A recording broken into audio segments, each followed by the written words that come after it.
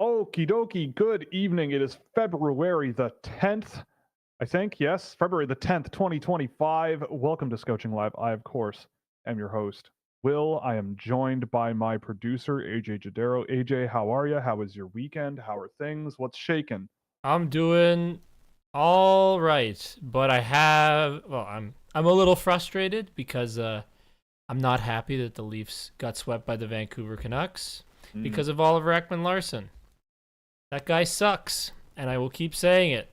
So, not happy about that, but Philadelphia Eagles, they won the Super Bowl, which is they did cool. not. They pulverized Mhm. themselves into the or pulverized their way to the Super Bowl. That was one of the most lopsided games I've seen in a Bills were long cheated out of time. that Super Bowl. I will stand by that. Cheated out of it. Well, Maybe more of a competitive game, but the Eagles probably if still would you're have won.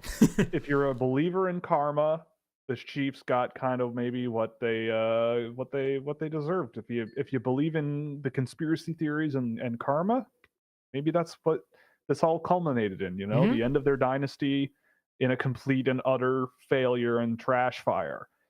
Because that was crazy. That was nuts. Yes, it That was pick six. That pick six to I forget that guy's name. Cooper Um, DeJean. Yeah, Cooper DeJean, the one where there's a meme now where he's what the only white cornerback in the entire sport or something like that, or one of the very few. hmm Takes that, runs it all the way back. It's pretty wild. On That his was crazy. birthday too. Yeah, on his 22nd birthday or something, which is just insane. But 2 years anyway, younger than me. Oh boy.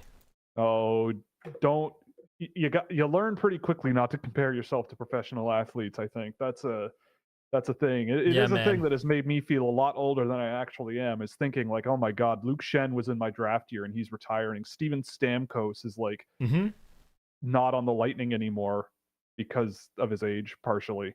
Uh huh. You know, Alfonso Davies is like a couple weeks older than me, right? You know, which is, you know, when you see it and you're that age and you see a guy who's at Bayern Munich winning the Champions League while you're doing not a lot, you're like, ugh, what am I yep. doing? Well, unfortunately, most people end up just regular folks, and that's the way that's the way life works. Is you just usually end up just regular people and just doing the thing like everyone else. Well, We can't all be Alfonso Davies. why don't we get into the hopefully not regular people that will be the NHL prospects of the future? Yes, of course. For starters, I will say we were supposed to be joined tonight by Sam McGilligan, Scam McGilligan, but he has decided to become Sam Sick Gilligan, and he is not in the office today. He called in sick, and so we'll schedule him in for another time. But Lazy. anyway, I know, lazy, lazy, lazy, lazy. But in any case, yes, we can get right into the show again tonight. We're going to be doing a full Q&A, so if you have any questions, definitely fire them off in the chat, or if you want to discuss whatever it might be, fire it off, and we'll be there to do the thing. To answer I your also, questions as yeah, best as we yes, can. as best as we can, and we are capable of saying we don't know, but we'll try to keep that to a minimum and speculate as much as we possibly can this show because that's the way tonight's going to go. But anyway, first thing I want to say before we get into questions and everything is shout out to the Turkmenistan and Hong Kong hockey teams at the Asia Winter Games in Harbin, Oh China. boy, you and Stephen Hand, Ellis. Me and Stephen Ellis were like this on this handshake line brawl today, or I guess like earlier this morning for us, but them it was late. It was a placement game, and Hong Kong beat the crap out of Turkmenistan. It was not a very close game, and there was a handshake brawl, and those are always good. If you want to watch it, you can. I will post the link in the chat. I don't think I've seen it posted anywhere else, but I just came across that half an hour before the show, and I thought it was pretty funny. But I've been following that tournament along with Stephen Ellis because we're the only two Canadians or human beings outside of China, maybe, who even bother to care. I will also mention for real believers in the show, Nachayathorn Yanakorn on the Thai team. He has 2 points this tournament on a team that has scored 3 goals. So he's elite. CHL import draft pick incoming for next year's NHL draft. might even be a first overall contender because he's the greatest player to ever come out of Thailand. I know it for a fact. But anyway, you're not here to talk about the Asia Winter Games. I know you're not here to hear about those things. The only people who care about that are half the people on this show. Half the people, yeah, one person. Yeah, one person, you know. I but think that's it's okay. funny. I think it's funny Yeah. that you reference it and you love it so much. I think it's really cool. I'll tell you why I think this is really cool, and then we'll move on. But this is the first time that Thailand, as a hockey nation, is being tested against some really legit opponents in Kazakhstan, South Korea, Japan, and China. And you might think that playing a team like Kazakhstan would mean just getting absolutely demolished. I mean, it was 12-0, but for a team like Thailand to go up against a team that is in the World Championships every single year and only lose 12-0, I mean, that it could have gone a lot worse. It's progress, is what it is. Yeah, you know what? It is, and so, you know, for Thailand, good for them. It's good stuff. I mean, Chinese Taipei, aka Taiwan, also was in that group and played those teams, and they also got their bums handed to them by pretty much everyone there. But you know, for Thailand, you show up and you play some good teams. They lost to South Korea 10-0, China 8-0. They scored a goal against Japan. That counts. So steps in the right direction, I suppose. And I'll have my eyes keenly trained on the Thai team because I genuinely think they're trying to do something there. But anyway, so we have also, I mean, I guess, did you want to do Four Nations stuff for a bit before we get into the questions? Or the truth is about Four Nations, I think we've said kind of what we feel is going to happen already to an extent. I think the American team's going to win, and that's just kind of it. I think the hype level is just going to kind of like hum along, you know. I don't know how much hype there really is. I don't think there is very much, but it might, you know, if there's a good game or so, it might go and then kind of hover. I don't think it's ever going to, you know, go straight to the moon here and everyone's going to be like, "Oh my god, I can't wait for the next Four Nations face off." I think people will be excited about the finals if, at least in this country, if Canada's in it. Like I think once the games start being played, it'll be a little different. You know what I would have done? I would have made it a Summit Series style tournament of North America versus the world, just like how it was at the All-Star game when I was a kid. I would love to see that. I think that would be sweet. You play like 7 games and you just see what happens, because then you get guys like Leon Draisaitl in the tournament. You know, you get the guys like, I don't know, from all the other countries that aren't in this tournament to play there. I think that would be kind of cool. Yeah, I think this is just an a reintroductory tournament to have for international competition, just to kind of reintroduce it. Yeah, I know. It's unfortunate that this is kind of what they have to do that, but in any case. I do want to play a little game, though. I don't know if you know the answer to this too easily, but I want to ask you a trivia question. Go for it. Make me look stupid on camera. Well, not quite, name, but on stream. What is the... You might know. I haven't... I'm surprising AJ with this, but what is the name of the player replacing Rasmus Ristolainen on the Finnish defense for the upcoming Four Nations tournament? I don't remember this guy's name. Name the player who is replacing Rasmus Ristolainen. Doesn't he play he doesn't play in the NHL, yeah? He plays for the Ottawa Senators. Oh, okay. Is it not? Oh no. Not full time.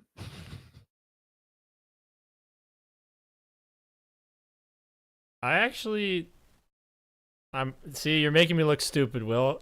I'm not trying to make you look stupid. I'm just... Am I wrong to say that Lassie Thompson or whatever is... Oh, that's a good guess. That is a good guess, but it is not Lassie Thompson. He's bigger than Lassie Thompson. And is Lassie Thompson not a defender? I think Lassie Thompson's gone. Yeah, I think they let him walk and nobody picked him up. Anyways, don't torture me. I'm not Elliot. I'm not Elliot Friedman on 32 Thoughts. Okay. He's played 22 NHL games, 0 points, and in his last 2 NHL games, he played less than 10 minutes on the Ottawa Senators. Both games were 5-1 losses. It's Nicholas Matanpalo. Oh, free right. agent, free agent signing out of Liga after 2023. And Who has, 4 nations. and now he's a Four Nations superstar. So Nicholas Matanpalo, come on down. You're on the Finnish Four Nations roster. On one team, you've got Drew Doughty coming in as the injury replacement. On another, you've got Nicholas Matanpalo and Leon Draisaitl sitting at home.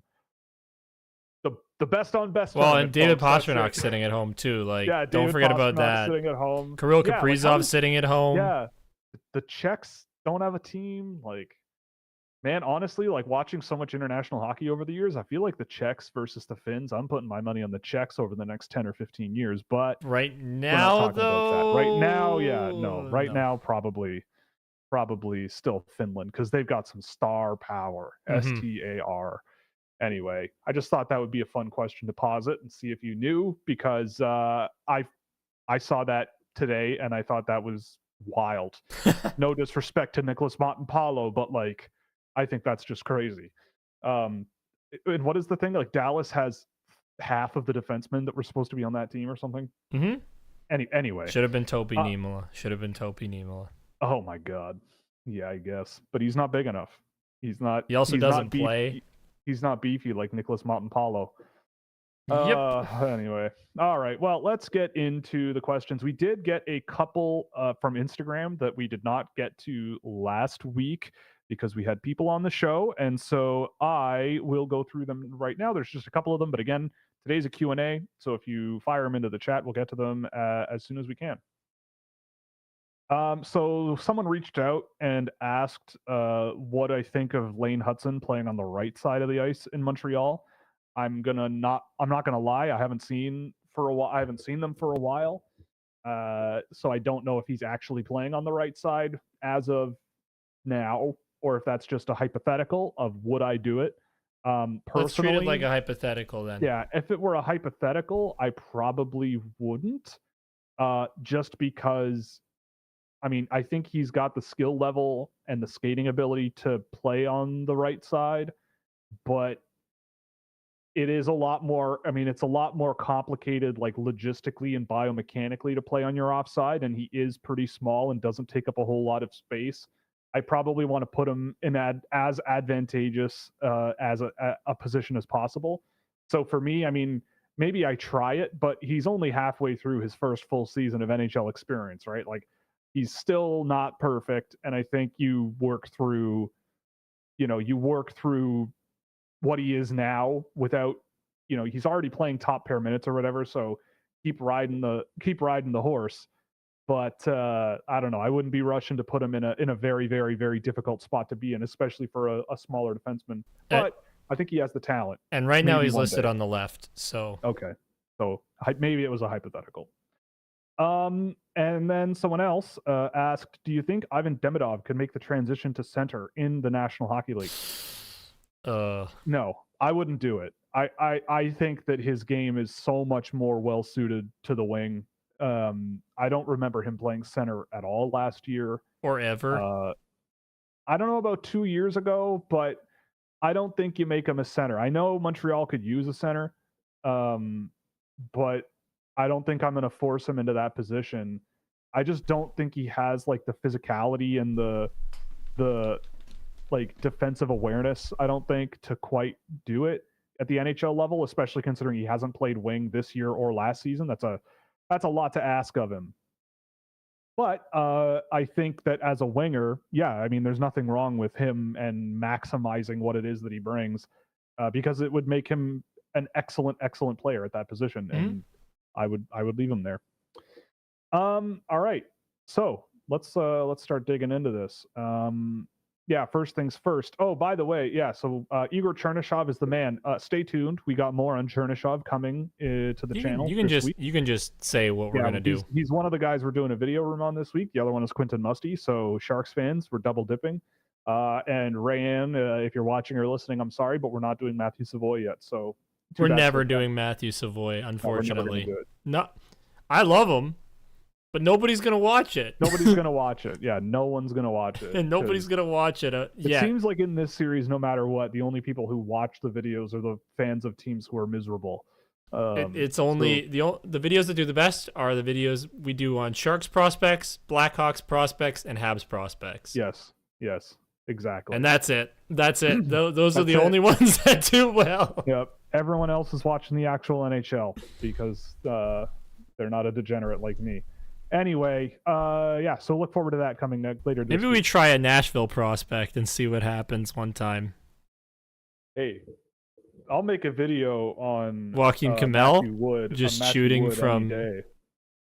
Watching Matthew Wood play with Oliver Moore was pretty wild. Not gonna lie. Doing that episode on Oliver Moore a couple of weeks ago or last week. Last week it was, yeah. And watching a game of him playing with Matthew Wood was definitely something. I see what they're trying to do there, but I don't think it was working. I think it's funny because Will messaged me in the middle of it, and he's like, "Oh my God, why is he playing with Oliver Moore? It's so frustrating," or something like that. He's like, "He's so slow." He was right. Like Moore, it's kind of like yeah. Anyway, you got to watch it to see what we're talking about because it was something. And I don't know. I love Oliver Moore. I'm so biased. It's crazy, but I love him. I love him too. All right. What do you think of Cameron Reid's projection to the NHL? I mean, okay. So I've seen Cameron Reid quite a lot. I've seen him in person a few times around here because I live pretty close to Kitchener. And I've seen him on video a bunch of times, like more than I'd like to admit at this point in the year. And I honestly still don't really know the answer to that question. Honestly, I think he brings a lot to the table that will take him a ways in terms of like how explosive he is on his feet. He has good puck protection and can shake guys off on the rush and on the cycle in the offensive zone. Like he can quarterback with the puck pretty well. Like he carries the puck really well. Might be one of the more well-rounded and like higher end puck carrying defensemen this year that isn't like Schaefer. And I think he does a really good job doing that. But like my thing with him is the outside of that is a little bit of a work in progress, right? Like defensively along the walls, he's beaten a little bit. He's not the most mobile or fluid defenseman. He's not very big either relative to some of the NHL level defensemen we're dealing with. And so that kind of limits things for me a little bit. I mean, it's funny. Like there are some individual plays that I watch where I go, oh my God, like this guy's really exciting and there's a lot of potential there. But then he'll kind of like disappear for a little while. And then for like extended periods, I'm going right, but he's not bringing that much more of an impact on the game than some of these other guys. For me, I think he's a solid number 5 defenseman in this draft. Like I have Hensler behind him, but I could see why you would take Hensler ahead of him. Like I think Hensler is a little more projectable as just a solid NHL, stopper. But I think Reid brings a little bit more of that that oomph to his game, like a little bit more confidence and offensive, intensity and everything. Like I could see a team picking up Cameron Reid a little bit too late because teams are a little skeptical as defending, and maybe ending up like the guy that popped into my head that kind of reminded me of him was Thomas Harley. But like when Thomas Harley was younger, like Thomas Harley is bigger, but he was that like puck carrying, me first style puck manager defenseman who loved to push offensively and put pucks on net and drive offensive play. And there were defensive concerns in his game. And I think he's come along very well into the NHL. And I think it's largely through his combination of size and skating ability. So I don't know if Reid is like exactly up that alley, but the last time I remember watching an offensive defenseman at that level and going, all right, like I see the appeal, but there might be some things to work on and blah, blah, blah, I think would have been Thomas Harley. And I liked him. I mean, I like Reid, but he's a little bit lower for me than it seems like on average, but I have him higher than Central Scouting does. So like a late first, maybe he's an early second guy in the NHL draft at the end of the day. But I mean, look, if you're a bad team and you end up with a high second round pick and you say have Michael Misa on one hand and you get Cam Reid on the other, I mean, I think you're laughing. I think you've done a really good job. Bonsoir, Jeremy. What's going on? Qu'est-ce qui se passe? Thoughts on Sean Carrier? Yeah, I know that name. Why do I know that name? Probably because I've seen him play. Yeah, for Halifax, right. So, I've seen him a few times. Um, I think he's one of these guys like, I think he's one of these guys that I think becomes a really good junior producer. He's like a really sort of high motor, high skill guy who loves to push the game himself, and from what I remember, again, it's been a long time since I've seen him, but I do remember watching a couple of games early in the season when someone else recommended him. So I'll go back and look again because I'm never going to just like write things off, especially because it's only February. But I remember him being like one of these guys who's a little small and maybe not quite quick enough or skilled enough to be like, okay, I could see you being in the NHL and being a huge play driver. Like I don't think he falls back into being a bottom six with the way he is. But I'm gonna go. I put him on the list officially, and he will be looked at some point between now and Thursday, maybe if I remember. To be honest. All right. What do we got here? What's going on? Thoughts on Harry Nancy? Yeah. I mean, Harry Nancy's my boy. I like him a lot. Like Harry Nancy is a bit raw. Like he's a guy where you're going to have to let him develop and take time. But like, I thought what was really interesting for me was watching a game of Brady Martin and then watching a game of Harry Nancy. And I know on the surface that sounds crazy to like put those two names next to each other. I did it with Mikhail Holm. And I don't think Mikhail is watching, but if he is, he can vouch for me on this. But the thing I love about Harry Nancy is he has a a vision on the ice and a passing ability on the ice that is a little bit more projectable to me. Like the way he scans the ice and sees opponents and is aware of where his opponents are, how he can stop up, play around with opponents and draw them in different directions and create some space for himself and make plays and do all these kinds of little things. It's all really good. And when I look at my tracked data on him as I kill time before I get to pulling it up, Harry Nancy drives really good results in a lot of different areas, but you don't really notice it because he hasn't really got much to play with on his team. So for example, like I'm just looking at his profile now. I have a bunch of text filters, so it takes all these metrics that I have and like filters them down into text filters, and I've updated them for shooting metrics and as well, especially because those were kind of not really capturing things the way I wanted them to.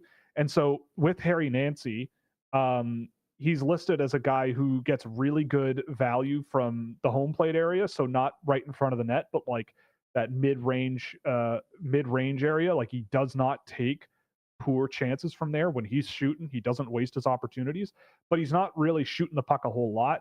But what he does do is bring really great offensive transition ability, great passing ability, both in the offensive zone and outside of it. His playmaking is really threatening. He's not really wasting passing opportunities. He's generating a lot of offense for everyone else on the ice. Like, I don't have the number in front of me, but his shot assist number is very green. He only takes, I guess I could just do the math on my own. 40% of his team's shot assists are sorry, let me gather myself. 40% of his team's shot attempts are him with a shot assist. So 46% are him passing the puck to someone or taking the shot himself, but 40% is shot assists from Harry Nancy. So his team is not amazing, but he quarterbacks play really, really well. He's got really, really strong involvement in transition going both directions. He's physical. He's a great forechecker. Like, I think he brings a lot to the table. He also is very close to being a 2026 eligible. And I get the feeling that he could have a really, really good season next year, assuming Owen Sound takes a step from here because they have not been great this year. But I really believe in him. And I think that when I watched him and Brady Martin back to back, it was very interesting because I think Brady Martin has the ability to just get in the way of guys and find a way to make a play with pressure all over him, which is fine, right? Like if that's the way you move the puck up the ice in the NHL, it's doable. But when I see guys who kind of instead of just like I'm going to use my body and then find my way out of this situation somehow, like he sees that coming in advance and gets ahead of it and tries to get the puck somewhere else, right? And I don't see a ton of that with Brady Martin, at least not to the same extent. But I will also say the last game I saw of Brady Martin, he was way better than I remember from earlier in the year. But I still do really like Nancy. I think there's a really, really nice set of building blocks to work with. And I think the numbers back him up as a player who should be producing a lot more than he is. And I think there's a lot going in his favor. Thoughts on David Reinbacher's ceiling? I'm excited to see his development, and I think that Habs fans are really underestimating his value as a two-way defender. His skating is impressive. Yeah, I mean, I've always felt that Reinbacher was a pretty solid guy to be in your second pair. I think that you're right. Like, I think his skating ability is kind of the hallmark of what he does. He's physical when he needs to be. He's not like a Lane Hutson type skilled offensive defenseman. You're not going to see that out of him, but you're going to see really effective, sort of breakout play, getting the puck up the ice really effectively. He's got a really good shot from the point as well. Like he can shoot it real hard. And he gets around well. Like he's a really well-rounded and very capable defenseman, right? Like he might be one of those guys where is he going to play on a top pair? Like could a coach play him there and he eats minutes and does the job? I guess, I could see it, but is he like a bona fide, Victor Hedman style top pair defenseman? I don't think so. Like I think a second pair, like a really good second pair guy who is a point shot threat from on the power play or at even strength or something, who might be able to kill some penalties as well. I think Reinbacher could do it. I like him. He becomes Lane Hutson's D partner. That would be a really good idea, I think. And you just have those two go together. You have your right side guy that way, who's also right-handed. Yep. And then Lane can just do his thing. Because he's pretty good at doing his thing, which is just baiting guys, making them bite, and then feeding the puck into the space he creates. Yep, I agree.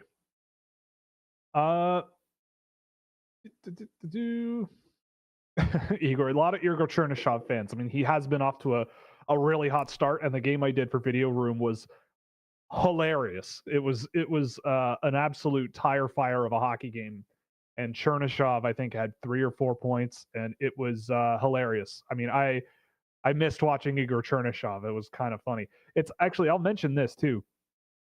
I thought it was a joke, but when he first came back to play for Saginaw, I was in the Hockey PDOcast Discord server, and they were talking in the draft prospect thing that I lurk in there sometimes. They were talking about Chernishov and the fact that he was a second round draft pick because he got a sunburn. And I was like, that seems like a joke, but it also like seems like so random that, and like being in Vegas, I could see how you'd get a sunburn, really, really bad sunburn. And so I Googled it. And I mean, I don't think it was like documented that teams didn't want him because he got sunburned. But the story is that he missed the Gold Star Management Tournament, which was the tournament, a quick little tournament that Dan Milstein and his agency group put together for a bunch of Russian players to showcase for NHL talent. Chernishov couldn't play because he was so sunburned. Because I think he had either fallen asleep in the sun or something had happened and he got a really, really bad sunburn and couldn't play. And so I guess because they didn't see him play and he's only ever played in Russia last season, teams kind of got spooked and didn't pick him. And that's why he was a second round pick. I could be wrong. But I think that's how the story goes, which I think is kind of hilarious. Yeah, I assure you, Chernishov is not making Musty look like a scrub. Tried to sneak this question in at the buzzer last week, but understandably, you were ready to tap out. Anyways, apologize if you've already covered this, but who's this year's Teddy Stiga? Oh, boy. Oh, right. Yeah, this question. Yeah. Is there really a Teddy Stiga? I mean, kind of Cullen Potter, I guess, but he's not as like defensively crazy engaged, I don't think, as Stiga is. Like Victor Eklund maybe Mhm. is kind of up the same alley, and I love Victor Eklund. I want to say Carter Bear too. Like these guys who just hunt everybody on the ice, like constantly just hunting, and who have some skill and finishing ability and can make plays and score. I see you're picking up the Carter Bear lingo of hunting pucks down. Good. Yeah, obviously. Yeah, obviously. I can't not. But yeah, I think there's a few of them, but like none of them are like I have them super high and no one else has them anywhere close. Like it ended with Stiga. Um, like down the board a little bit. Like I think like guys like Riker Lee have like echoes of that. But I wouldn't put Riker Lee in the same group as Teddy Stiga. I would say it depends on what you mean by who's the Teddy Stiga. Is it who is similar stylistically, or is who is Will putting his I mean, it seems investing like all Potter. the stonks in. Yeah, like it seems like Cullen Potter is that guy. And if not him, Ben Kindle, and if not him, I mean, it seems like Cam Schmidt. And if not him, Michael Sverchek. I love Michael Sverchek. I watched him again this week. He's still sick. I still stand by my my optimism on him. Anyway, yeah, there's a few, but I'm not, Teddy Stiga like lit me up, but I haven't seen that quite yet. But I do love Cullen Potter. Have you watched any Ethan McKenzie? Why does that name ring a bell? They all ring a bell. Ethan McKenzie. Okay. Edmonton Oil Kings re-entry. I have not seen him. I don't know. I don't think I've seen much of Edmonton this year, like at all. So, all right, he's on the list. You got me. You stumped me. I won't give you an answer if I don't know. If the Sharks don't get Schaefer, Chernishov, and Misa together, might be lethal. Well, that, my friend, is exactly what's going on. I swear. I mean, look, we love Steven Ellis here, but that game of Chernishov you'll see on Wednesday, Michael Misa is insane. Like, he is impossible to stop. Like, no matter what, no matter what you do. Your mic, Will. No matter what you do, you try to hit him, you try to get in his way, you try to tie him up, you try to keep up with him skating wise. You can't. You just can't. He's a boss. And I don't know. Like, ooh, is he now first on your board? Is that what? I don't think so. Because like Schaefer, the age and like how good he is at so many things that defensemen need, I think is. But I'm not against the idea of him and Misa together, and then Hagen's being part of like a group with Martone, Eklund, maybe Potter, maybe Bear, and then going from there. I would not be against that. I mean, I love James Hagens. The last game I saw of him was excellent, but I mean, every time I watch Saginaw, Michael Misa is just exploding. And him and Chernishov work really well together because Chernishov isn't the most involved guy in play going either direction, in transition especially, but he is a great, I hate using the word passenger, but he's an excellent passenger. Like, he's got a wicked shot. He's got great pass vision in the offensive zone. He goes to the net. He finds space in the offensive zone. You just kind of know that he knows how to score. And Michael Misa can work around that. So can Christian Epperson. They were playing together for large parts of the game, and they were just bananas together. So, yeah, I totally see it. And that thought also crossed my mind. I think I mentioned even in the video, because I think I do directly mention, like, these two guys might play together one day in the NHL. Like, Mike Greer's going to see him a lot, right? Like, Mike Greer's going to see a lot of Michael Misa probably this year for multiple reasons. So we'll see how that goes. Does it strike me as a Mike Greer style of play? Or maybe not, but I mean, neither did Macklin Celebrini, and I don't think they care. So I think it's entirely possible that guy ends up a San Jose Shark, and I would love that. Especially because think about it, that's a potential 1C guy. Potential.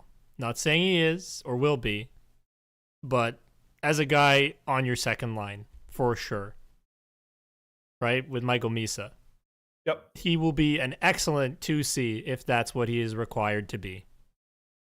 Oh, roll them both for 20 minutes. Who gives a crap? Yeah. Like, yeah, like, I'm not going to complain. You know, that's kind of what you need nowadays. Like, you need depth of elite talent. Like, if one line's not getting it, the second line better go out there and get it. And Celebrini/Misa is pretty spooky. That's pretty scary. Here we go. Civilization 7 is out soon. Have you said goodbye to your loved ones? He already has. Well, yeah, let me tell you, Matt. I have it. So Civilization 7 is literally the only game I pay full price for. And I went big this year. I pre-ordered it. I went full bore. It's the only game I spend, I think 5 and 6, I've spent 600 hours playing. And I think 4 was like more because I was in high school and had way more time on my hands. But now, so I have Civ 7. I've put in, I think, like 13 hours over the last, 4 days? God, that's scary. Don't I've worry. been up until 3 a.m. 3 of the last 4 nights playing Civilization. I have seen the hullabaloo about it from other people who have played it. I think people have the bar set so high for what that game is and like what they expect it to be and what it must take to make that game. Like, it's taken 8 years, I think, to develop this one, and people are acting as though it's like they rushed it and made it in the last 3 months and it's awful. There are parts of it that are definitely, they need work. Like, there are parts of it, like how certain menus look. There's definitely parts of it where you go, how was this ever greenlit? But there are parts of it where you're like, I could very easily see why they left it out of the game if you're used to it. But modders will just put it in 6 months. I bet you there will be mods for whatever you want to be in the game.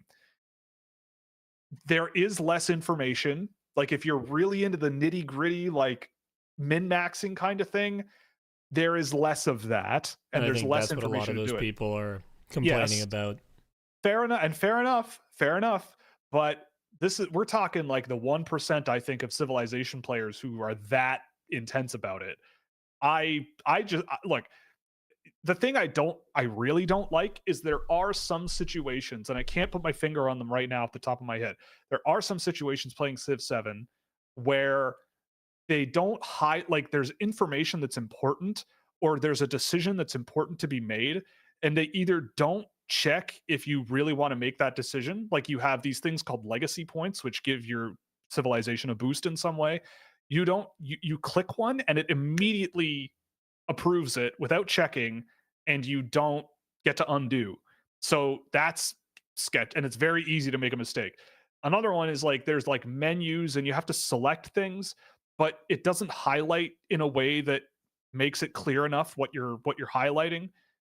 Like, sometimes it's just very clunky navigating the game. But that being said, I think that the guts of that game are A+ level. Like, the way it works and the way that it keeps your attention, right? Like, I was talking to AJ about this before, but you play a lot of EU4. Yes. I played more hours of EU4 in the last week than you have of. Yes. My Saturday actually consisted of an accidental 12-hour session of EU4. Hey, that's a good Saturday, bro. It was, man. But I mean, so yeah, we were both saying though that, like, one of the problems with these grand strategy games is it's hard to keep your attention. You get so far into it and it gets so complicated that you kind of just go, I'd rather just start from the beginning with something new. This game, not only is it longer to get through the game, like the turns are fewer years, so it's like you really feel like you're building something over a very long period of time, but it also like the events and how you build your cities and how the combat works and all of that is very interesting and like keeps you engaged and like keeps you doing stuff. It's not just okay, I have my armies and all my cities are building this building and I just keep hitting next turn, right? It's not like that, right? Like the deals you make with other people in the game, they expire and it's like an important thing. There's like all this input or like these prompts that like keep you going. And I really like it. I know some people criticize that every age, basically your civilization in a way resets, but I see that as like, it emulates how the world evolves as time goes by, right? Like ancient cities are no longer what they were, right? They Mm-hmm. just kind of disappear. Anyway, I love it. I think it's Some great. did. I think you give it 2 months and it's going to be awesome. They have some things to fix. There's some baffling stuff in there that I thought was crazy. But considering the condition that a lot of games get shipped in these days that are like made by giant studios, I think a lot of people are complaining about very little, and I really, really like it. But yes, I have indeed said goodbye to my loved ones. My partner knows that I am a hermit now, but luckily I have a desk upstairs by the TV with Civ on it, and so I don't have to like physically be separated. But yeah, mentally, You know what else is I'm coming out soon checked too? out. EU5. Really? Yeah. Shit. EU5's coming out soon too. EU4 was a summer thing for me a couple of years ago, and between hockey seasons, and that was bad. That was bad.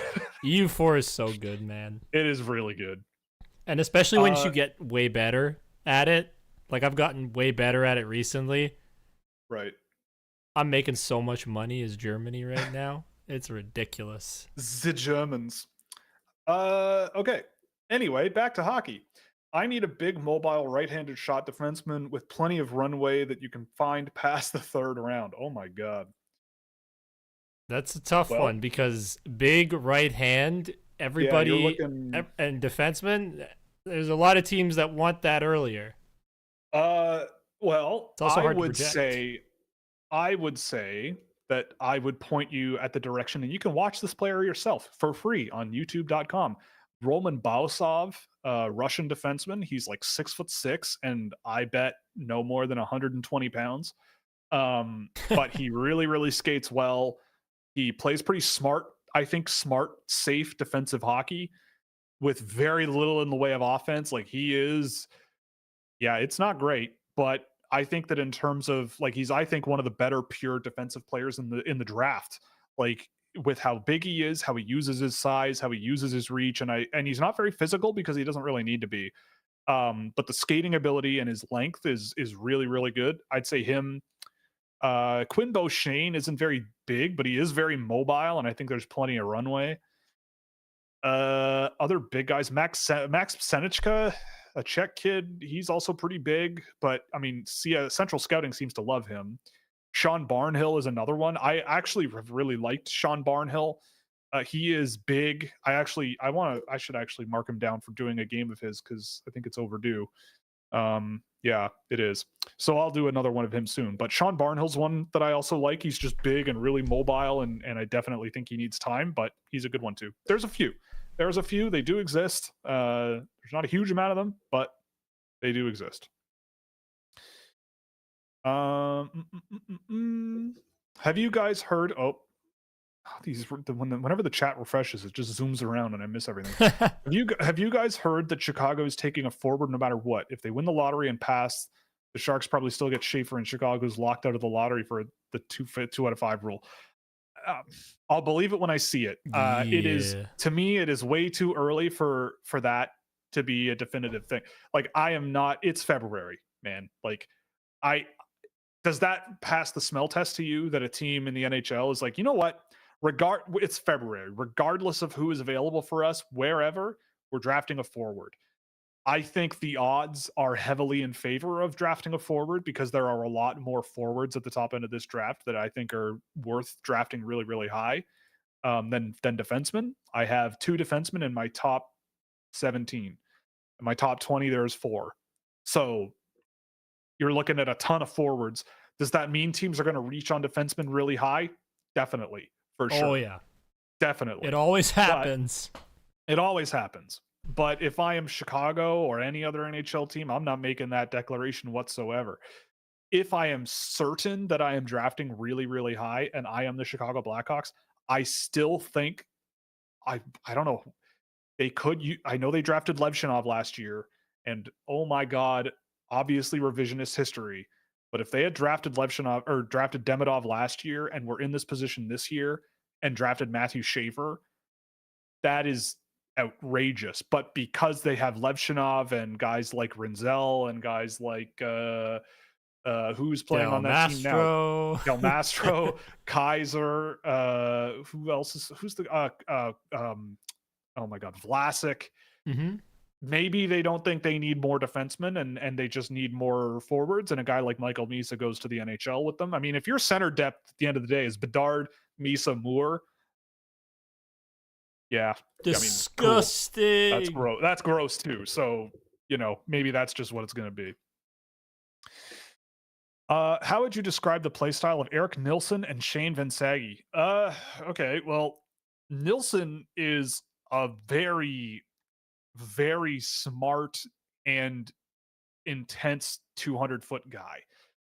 I love Eric Nilsson because he does a lot of the hard things very, very well. He's not slow at all. I think he definitely needs to get stronger. He plays a style of play where I would rather a guy who is a little bit physically underdeveloped try to play a more physically developed style of play and struggle than a guy who has the physical tools but hasn't had to use them and needs to learn how to play that way in the NHL. Like, I think Nilsson brings a lot to the table that I really like. He's got some skill. I don't think he's the best like finisher really, but he's a really good playmaker. Even at the men's level, I think he played well there for your garden. I think obviously he's not scoring as much as some of his line mates, but I don't really care that much. I think you watch him internationally. I think you see a lot of the intelligence and the 200-foot impact that he brings.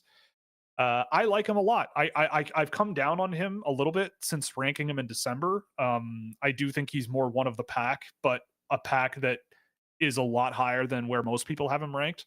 So, I think he brings a more interesting package to the game in terms of like long-term projection of like really driving results in the NHL, like transition wise, especially than a guy like Anton Frundell. I think Frundell will have an easier time in the NHL, and I think the floor is way, way, way, way higher with him. But I think Nilsson is a really interesting option to like stash in Sweden for a while. Let him just keep moving up the ladder, play for the men's team next year, play limited minutes for them next year, but get him used to that level of play and everything and just take steps from there. Your garden has a really they're just loaded full of young players. And I think that pro team, who knows, maybe they become the youth movement that gets them back to the SHL at some point, but I like him a lot. I think he's really good. And Vinsagi, Big boy go smash. yes, that is kind of what he is. I mean, there's a bit of skill in his game too. Like, he's not all just beefcake. But he is definitely among the most physical players in the draft class that I've tracked. I think for him, it's going to be a matter of like, I think at the end of the day, Vinsagi is very easily a guy that an NHL coach will play third or fourth line and be like, yep, just go out there. You're a checking guy, eat minutes, cause turnovers, go to the net. If you have space, play with it, but go nuts. Just be the guy, be the physical guy on this line. And I think he can do that.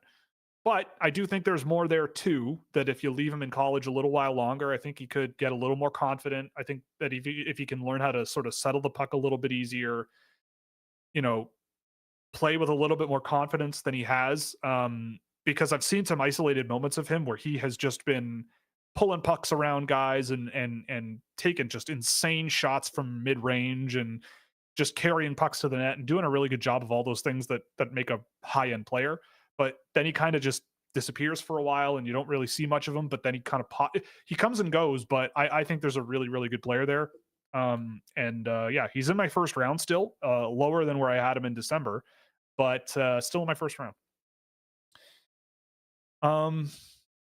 Oh, did you hear any whispers after the draft regarding Chernishov? Why some people had him in the first round and fell to day 2? I mean, I went over a story that I'm not sure if it's factuality, but I mean, at the draft itself, a lot of people did say, like Ricky says in the response, that it was the injury.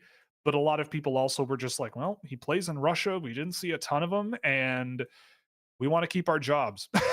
like scouts, a lot of scouts and scouting rosters will go safety first. Safety first. Yeah, it's easier to brush off an Igor Chernishov because he plays in Russia. You know, Russia is Russia. Like the KHL's getting worse, and so brush him off and let's go with what we know better. It's easier to get away doing that if he turns out to be good than it is to go, I believe in him, and then you turn out that you're wrong or whatever. You don't want to miss on a first round pick, basically. You know, if you're the guy pushing for a first round pick, you don't want to be missing. And so I think that's why a lot of guys that I think are really good slip outside the first round because, you know, like I hate to say it, but if someone, and I've been told this by an NHL scout before, it's like, imagine trying to convince an owner that with the 5th overall draft pick in 2022, you should draft Lane Hutson. Like, in retrospect, you would be a genius. You'd look like a friggin' god.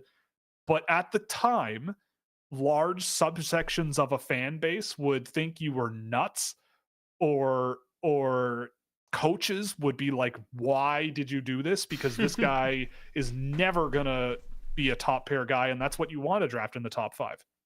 And so it's really hard to actually, like, it's very easy to be like, I like this player. It is a whole other thing to go up on stage in front of your entire community, your entire peer group, and go, this is the guy we want. And if it's not the right thing to do, it has your job on the line, right? It could. And I'm just imagining now going up on stage in 2022 in Montreal and drafting like Lane Hutson, and I'm on stage at some point in that draft, right? Which, you know, would have been nuts. I feel like the place would have gone crazy, but like he would have looked like a little baby up there, and it would have been awesome. And now look at him, you know? So am I saying it's like the right thing? No, but it is very difficult and very different when you are in the driver's seat, as opposed to like, I like this guy and why did he fall out of the first round? Blah, blah, blah. It's like, when it's your job, it's a little different. This is why you keep all your second round picks and trade all your firsts. Yes. Second round picks are the best. Screw the first round. It's all about screw the late first round. Screw the late first round and mid. If you're outside the top 20, just get second round picks. You'll be fine. You could do good. Just do what Carolina does. Yeah. And then turn that into Jake Gensel for a year and then get Mikko Rantanen the next. Yep. Ville Koivunen, Scott Morrow. Gleb Trikozov, your boy. Yeah, with like 3 points this year in Chicago. Who cares? Trikozov. He was a second round pick. Yep. That's what they'll say. That is true. That's what they'll say. No, I give him time. I know Carolina likes him. I know it.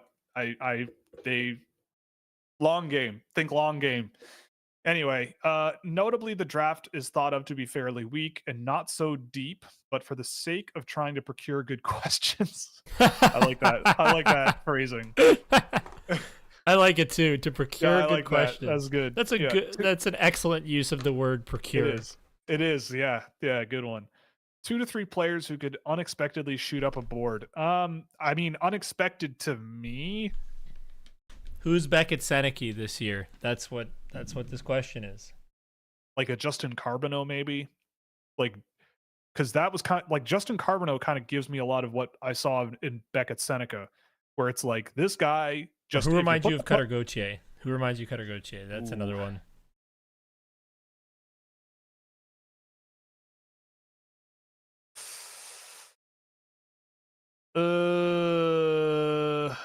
I don't know. Like think about all the big risers of the last little bit. You know what? You know who I think could come up a lot in people's list, and I was actually watching him today at the Under 18 Five Nations. If you're unfamiliar, I am a writer for Puck Preps, and I have a full report on the entire NTDP coming out later this week because they were at the Five Nations tournament over the last few days, and I watched the first couple games from that tournament today. I think Cole McKinney could be a guy that NHL teams like more and more and more and more and more as the year goes on, and I have really liked him. I watched the game today where they played Sweden and they lost 7-3, I think, or 7-2. It was not close. And Sweden was up 5-0, I think, in the first period, or well, just into the second period. The only guy on the American team I felt that every single shift was really bringing it to the Swedes in a way that was threatening was Cole McKinney. And I did not expect that coming into this season. I thought, okay, Cole McKinney's fine. I didn't have him ranked because I hadn't taken a good look at him at that point in the season. It didn't take long for me to watch him and go, okay, this guy at least has a good floor. He's got size. He's got really strong legs. He can hold off pressure. He's got some skill under pressure as well. Like, I don't think maybe, you know what? I think he's a guy that could rise, but I think to answer your question about who the Cutter Gauthier is, he's already kind of ranked pretty high, but Jake O'Brien, Jake O'Brien is a guy who is tall, but really skilled and drives a lot of play to the middle of the ice. I still think I like him a little more than I did Cutter Gauthier, and he's maybe not as good of like a pure shooter as Gauthier is, but in terms of that like size, skating ability, skill and problem solving ability, I think it's all pretty good. Why was Alexis Lafrenière so overhyped in the 2020 draft? Oh boy. Well, I think it's a good question to ask about a lot of first overall guys. Why was Owen Power so overhyped? Right?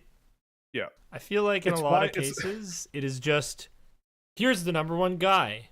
And because he's the number one guy, it almost feels like a lot of the times that there is a lot more put on you because think about all the players who've been taken first overall in the NHL draft. Connor McDavid was a first overall pick. Nathan McKinnon was a first overall pick. Austin Matthews was a first overall pick. Yep. Sidney Crosby was a first overall pick. So people see Alex Ovechkin. Alex Ovechkin. People see that level of player, and even though it is it's completely unfair to compare players, like young players, to those guys. You're drafted first overall, you're in a group with these guys. Yep. So it's kind of hard and I think it's hard for a lot of people to disassociate from that. Because I started really getting into prospects in 2020 and thinking Lafrenière was going to be awesome. Because I didn't watch stuff. I didn't watch anything. I just listened to Will's stuff. And even then, like, I would listen to Will's scouting reports and watch those. And I'd still come away with the ideas I already had, the preconceived notions. It would just confirm my biases about, so this guy's going to be really good. Because that's what I was looking for. I just feel like, ultimately, you got to watch these guys with your own eyes and make your own judgments on things. And I feel like we get into like this not even an echo chamber, but we just get into our heads that first overall pick, franchise changing player, and sometimes it just doesn't work out that way. And then those players get a lot of hate for not being as good as they should be. Yes. Well, yeah, and I say this a bunch of times, but it's why I talk the way I do about these players. Like, this isn't the NHL video games, right? Like, they don't have franchise medium potential, unfortunately. You're dealing with human beings, and like, they're athletes. And athletics, like, part of the beauty of athletics is like the uncertainty of it. And so it's like, talking about these players with these lofty, like, I haven't seen a player like this since Steve Yzerman. And it's like, well, like, then in the same breath you go like, well, we got to teach these kids how to keep the pressure off their shoulders and figure out how they can better manage like pressure from fans and stuff. And it's like, well, how does that pressure come in the first place, right? Like, It's also talk about amplified these nowadays. exactly, like, it is crazy, but and it gets amplified extra because you get attention by being like that with these players. Mhm. If I say, you know, if I say Matthew Schaefer is the next Drew Doughty and he's like the next Olympian who's going to captain Canada's Olympic teams forever because of how good he is, it'll probably get attention. But if I say what I actually how I actually think that should be managed, it's like nobody cares, right? Like, it's like if you're tepid and nuanced, it's way more difficult to get that engagement and those clicks and all of those things. So for me, but I can't lie, right? Like, I can't Well, you overinflate can, all this but stuff. you Well, I can, but don't. I don't want to. I don't want to, And that's fine. you know? So it's a really interesting question. I think there's a lot to unpack. Like, and I so 2020 was also the first year where I really, really dug into video on these guys. Like 2019, I was, kind of on both sides of the coin, but 2020, I dove in head first, especially because of the pandemic, and the work situation I was in. But like with Alexis Lafrenière, it was a really interesting lesson because what I saw watching him in Quebec was, wow, he's not getting a lot of resistance. Like, wow, he's able to do pretty much whatever he wants. And the number of times when I watched him and went, holy crap, that guy's good, honestly, was not that often. But he was really good, but it wasn't like I've seen guys like this be the best in the NHL, right? It was like he would toe drag through a defenseman who had no idea what he was doing at the top of the faceoff circle and just rifle one under the bar from 20 feet out, right? Like, that's great. That's great. He could make a play through the crease. He was generating a lot of production. But and I've actually made my scouting reports public again, and you can go back and look, but I was raising doubts about Lafrenière at the time. Like, I was saying that like there might be a learning curve here because the number of times when I'd be watching Rimouski in their own end and Lafrenière would just not be there, just not be there. He'd be waiting in the neutral zone or floating around the blue line, being that sort of high forward. I'm going, is that going to be a thing he's allowed to do in the NHL, right? Is when he's playing against the best in the world, is he going to do that? Probably not, right? He wasn't the most physical guy in the world. He finished checks, but it was very rarely a time when I was like, wow, look out, here comes Alexis Lafrenière on the ice. But the talent was there. Like, the skill was really good and the finishing ability was really good, but it was more about like mindset and like the way that he played and the level of competition he was playing against. Like, I think he should have been a guy in an ideal world that went to the AHL or something or played in Europe or something, because the Q, it was my first interaction with the Quebec League where I kind of went, that doesn't look right. Like, that doesn't look like how the rest of the country plays hockey or how the USNTDP plays hockey. Like, that just looks like it's hockey from 1999. Like, that doesn't look right. And Lafrenière just capitalized on that. And I've seen a lot of over the years, like, I watch a lot of the Quebec League. I think the guys in the Quebec League this year are really good for what the last few years have produced. But I still watch that league and I go, this is nothing like even the WHL. Like, it is nothing like it. It is a very, very different ball game. And so to me, it's such a good example, I think, with Lafrenière of something that has solidified my philosophy of like, I I talk about it in the Quentin Musty video for reasons you'll see, but I call it the cycle of possession, where the game is basically a cycle of possession. You start without the puck, you have to get it back, get it into the offensive zone, and score. It does not happen in any other order, right? Somehow you have to get the puck, move it into the offensive zone if it isn't there already, and then put it in the net. That is the game. That's literally the whole game of hockey. So if you're not good at the first part, it is way less likely you're going to get to the last part. But in junior hockey, if you're really way better than the however many, there's 20 teams in the queue, 20 guys. If you're not one of the top 400 players in Quebec or Nova Scotia or New Brunswick, like you're the top of the top there, the level of competition is way lower, and you might be able to get away playing a much different style of play than when you're against the best of the best of the best. And when the best of the best of the best are playing, they often keep their jobs because they're really good at that first part. So when I watched a guy like Lafrenière, I go, he's not really doing that first part. He's okay at it. Like he was cutting plays off in the offensive zone here and there. He was chipping in defensively, I would say, but he was never like, it was never that like I would throw this guy over the boards in a 2-1 game 7 of the Stanley Cup, 30 seconds left in the game, and I'm winning. I got to grind this one out. Like I don't think I could have done that. And I love guys where I can look at them and go, I know I'm going to get at least a 100% effort out of this guy that's going to move heaven and earth to win this game. And when I watched Lafrenière in the NHL in his rookie season and since, I've noticed, and we talked about him last year too, like a few times, but I noticed I'm going, the speed is too much in the NHL. He's trying to hold on to the puck too long. He's not making plays quick enough. And he just isn't physical enough. Like he just kind of was this only effective really as like a one-touch pass guy. Give me the puck at the blue line. I'm going to pass to a guy racing up the ice, and then I'm the trailing forward and maybe a scoring threat. Like that was his job at the time. Very like Slavkovsky-like, but that's not Lafrenière.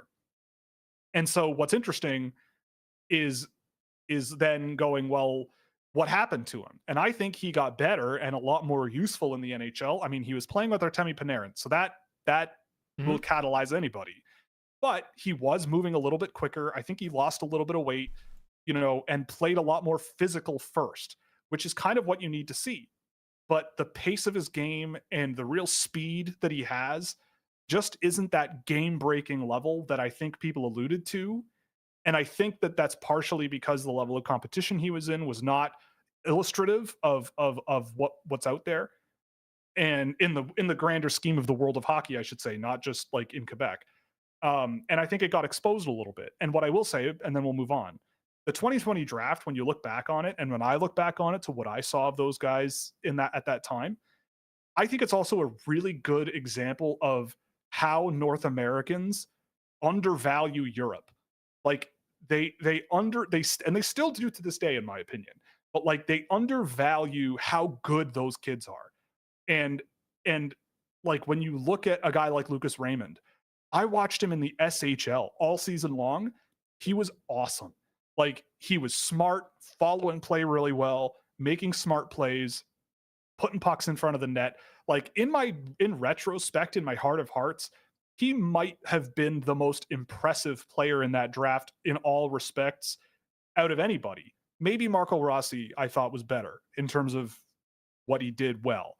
But to do it in the SHL is no joke, and Raymond was very, very good at it. Stützle was probably the most fun, but I think it just goes to show, like, these kids in Europe and everything that play pro hockey, or in Rossi's case, these undersized guys who just come from Europe and grow up playing high level hockey. Like I think Rossi was in the National League for spurts the year before he went to the 67s. And he didn't look out of place, I don't think. I could be wrong. Maybe it was the second division. But anyway, it was men's hockey. There's value in that. And I think people just undervalue just how good those guys are. So I think what's happening too in the last, 10 years is the floor is up. The floor has come up of how good all these kids are around the world. And now you're getting it to be a lot more murky at the top, right? Like, I think that's why we don't usually see these past few years like a bona fide first overall lock, right? I would argue that Celebrini and Demidov were last year. Bedard, I think it would be insane not to draft Bedard first. But before that, it's been a free for all for me, at least in 2021, 2, and 4. Now 5. So 4 of the last 5 drafts, I would say first overall, like there are multiple candidates that you could legitimately consider if you asked me. And if you revisit 2020, I had Byfield with him, with Lafrenière.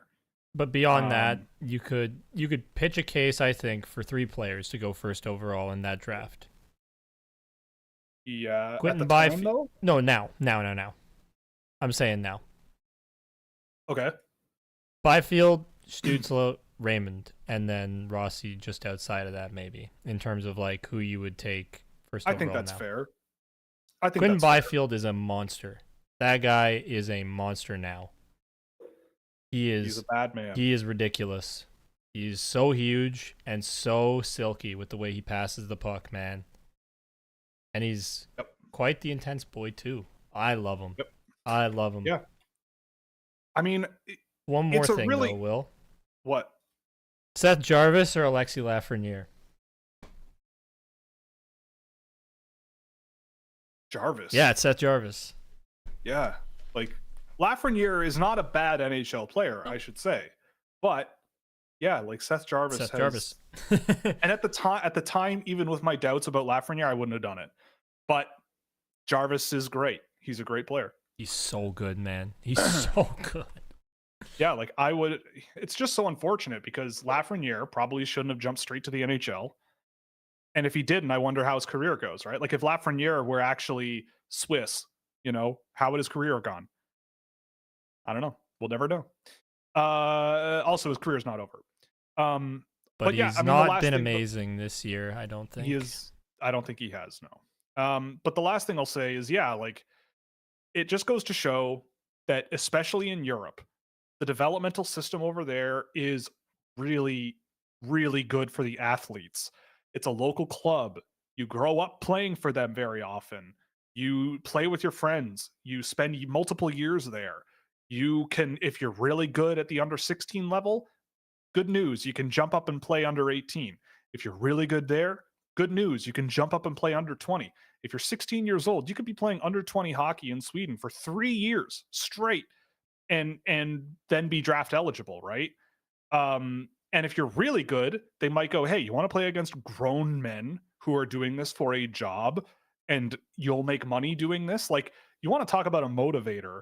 It's like, God, wouldn't it be nice to play for the men's team in my hometown in Sweden when I'm 17 years old or 18 years old, right? Like, it's a motivator, especially because there's money involved, right? Whereas here, it's like, oh, you gotta move to Oshawa, live with a billet family. You play a whole bunch of games. You got to go as far as the Sioux to play hockey, and only Kyle Dubas likes doing that.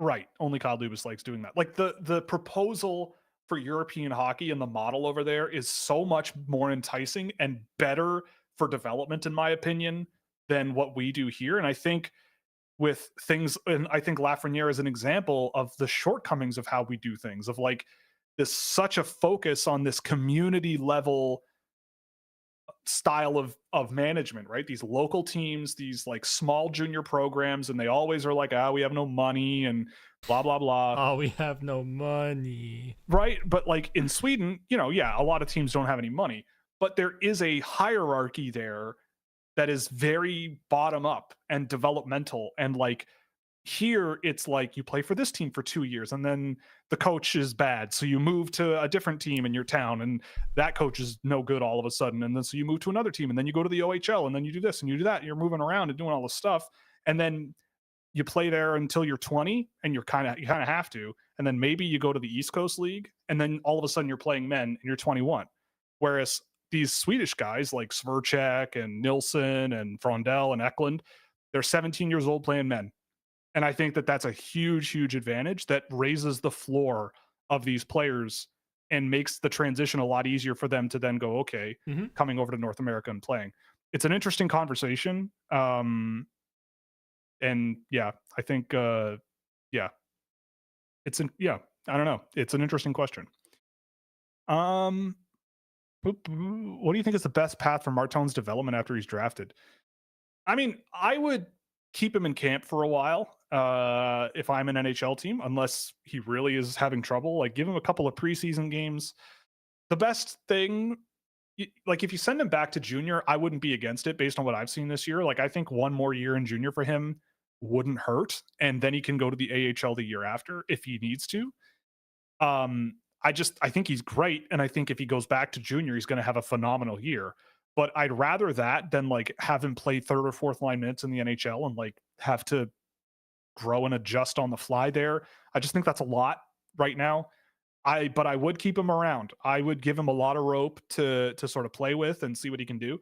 The best, I mean, at the very worst, you could give him a cup of coffee in the NHL, and yeah, you could see how it goes, and you got a few games to play around and see what happens. And get him with a great skating coach. I keep saying Barb on your hill. Just like that guy needs some explosiveness, and if he can get it, he can and get to NHL pace. He's gonna be insanely good. If I am an NHL general manager with a second first-round pick, would you approve if I traded out and obtained a first next year? Depends on where my pick is. If I'm the Edmonton Oilers last year and trading a first-round pick this year for Sam O'Reilly last year, then yes, I do that trade. But I do think that you could do damage trading down in this year's draft. Mm-hmm. I don't subscribe to the idea that drafts are bad, therefore we should just not draft. I think that that's just punting, and I don't like that. But if you have the 32nd pick overall and someone like the Capitals are like, hey, we want a guy here, can we have your pick? I'd go, sure. Maybe. but I will say, like, there is absolutely no guarantee to me that 2026 is better. I've seen the NTDP for next year's team. They have a couple of guys on that team playing at the under 18 tournament that I'm watching, and they're not great. So I don't think America is going to have this like groundswell of talent as rebirth. They have some good players, but I think next year is going to be very, very, very top heavy again, based on what I've seen so far. But I don't know. I would probably just say, give me second round picks. Just give me second round picks. If you have 3 picks in the second round, you could do some real damage. That's the case every single year. Every single year. Mm-hmm. I've rather enjoyed Jason Musa lately. Muzza, never gonna work here. Okay, Jason Musa. I don't know who this is. So he's 5'8", so he's bad. I'm just kidding. I'll put him on the list just for you, Austin, because you're a longtime lover of the show. Will says that just for you because of all those reasons, but he would have done it anyways, so he's lying. Yeah. He doesn't need to know that. Well, now he does. I'm here to call you out on your BS, Will. That's true, you are. What do you think would be a good landing place for Cole Reshny? Honestly, Seattle. I could absolutely see the Seattle Kraken. I think they have their picks this year. I don't think they've traded much away. They never trade anything. Yeah, they never trade anything away. I was actually watching them after I was at my in-laws essentially on Saturday night, and we watched the Leaf game, and then everybody went to bed but me. And I watched the Kraken Flames game, and the Seattle Kraken, man, they are starting to cook something up here. I think they are. Like Capo Caco was looking pretty good on that roster. Mm-hmm. Eli Tolvanen was looking pretty good. Like, again, they don't have that like game breaker, but gee whiz, they were looking pretty good. But anyway, you'll love this. They were losing, and Shane Wright scored the game that started the comeback, generated the turnover that led to the tying goal. Because Shane Wright's good. I hate all this nonsense that Shane Wright's a bust. He's a good player. And Beniers with the game winner in overtime. Matthew Beniers, man, I don't care how many points he scores. That guy is pretty good at hockey. That guy is pretty darn good. He is. So Seattle has a first, second, 2 fourths, a fifth, and a seventh. I could very easily see Seattle in the late second round taking a Cole Reshny if he's there. I doubt Reshny makes it to the 4th round, but a place like Seattle that they have a ton of CHL guys already. They love to draft from out west. They love to draft good players from out west that might be a little flawed. Like they got Clark Caswell last year, and is Cole Reshny this year's Clark Caswell? I hope not, because I think Reshny is really, really good. But I said the same thing about Caswell last year. So that's the team that jumped to mind as soon as I saw that question. I'm going to stick with it. It wasn't the shoulder surgery with Chernishov. I mean, it very well could have been that as well, right? But I just, if you miss a tournament partially because of a sunburn and it knocks down your draft value, that seems like a possibility. Hey, Will, you want to hear something awesome? No, not actually. I'm good, thanks. Oh, okay, then I won't say it. Okay, I do. I'm kidding. All right, 55 games Alexis Lafreniere's played this year. How many points do you think he has? 21. No, he's got more than that. Not like, it's not that bad. 32. Yep, exactly. Wow, good guess. Shane Wright, 54 games. How many points does he have? 33. Slightly I know it's lower. close. 30. Little higher. So 31. Yeah, 31. So they're right in line. They're right in line. Right. Yep. Didn't mean to make that pun, but Shane Wright, man, that guy, he was pretty good. You know what else? He has one of them's a minus 13 and the other one's a plus 3. And Shane Wright's the plus 3. Now that plus minus don't mean anything to me, but no, it doesn't. It's nonsense. But holy smokes, man! Yeah, every time I watch the Seattle Kraken this year, they're going to be scary for a while, I think. With Beniers and Wright, and they've got they've had Brandon Montour as well. They got Kako, who's looked pretty good. Yeah, Montour, but I mean, like, I don't know that they're going to be scary. Well, Berkeley Catton coming in is going to be nice. Yeah, they've got Catton coming. Who else is in their system here? Let me look. Oscar Fisker Molgaard in the system, I know. Who knows what Edward Shalley, yeah. Julius Miettinen, Yanni Newman, those guys are big honking freight trains of a hockey player. Nathan Villeneuve is a real jerky pants. They're a slow burn team in terms of like building this, but I think they're going to be decent. I don't know that they're going to be like otherworldly contender type team. I think they'll be a challenging team, but we'll see. We'll see what they add this year and what they add in the coming years as well. Yep. I like the Montour pickup because they got something on defense that they haven't really had, and a bit more of a offensive and aggressive player who moves the puck and just goes. They are the top-rated team in my tracking document here. It goes Seattle, Anaheim, me, San Jose, Calgary. Then a drop off to Calgary. So, okay. How confident are we that Andrew Crystal ends up as a top 6 winger? I mean, if he doesn't, he probably isn't in the NHL. I'm not 100% confident at all, but I'm not look at Washington. Confident. I mean, yeah, like Washington, who is on their top 6? It's kind of funny, and yet that team has 80 points this year. I know. Somehow a top 6 of Ovechkin, Strome, Wilson, Protas, Dubois, McMichael on daily faceoff is the best team in the league. That's ridiculous. So it should not be. They should not be there. Ethan Frank on the third line. Let's go, Ethan Frank, baby. Yeah, I guess I think it's entirely possible he could do it. It's just the NHL is going to be a big test for him. He's going to be in. I mean, I think Crystal with Ryan Leonard, though, that could be a lot of fun. It could be. It could be a lot of fun. I think you pair those two guys together, and that bigger, physical, faster player with the just magical skill of Crystal. I'll say 62.5%. How about that? A little bit more than 50-50, but not too certain. I think he's got some stuff to get over, but I like him a lot, and I'm hopeful. Mm-hmm. Do you have any data on Jordan Sharon? People keep bringing this guy up to me, and every time I watch him, I mean, I see that there's a lot of skill and he's fun, but I have not tracked him yet. Yeah, like not a very productive player with the Sioux. But Will I'll just check him hates out. this guy. That's all Yeah, this I means. just hate him. That's it. I hate him. But I do remember watching him and going, "Wow, that kid can really handle the puck and dance around and rip it." So I don't know. Could you rank the upside based on the following: Crystal, Basha, and Howard? I would say Crystal, Basha, Howard, but Basha Howard's really close. Likelihood of getting there, I probably put.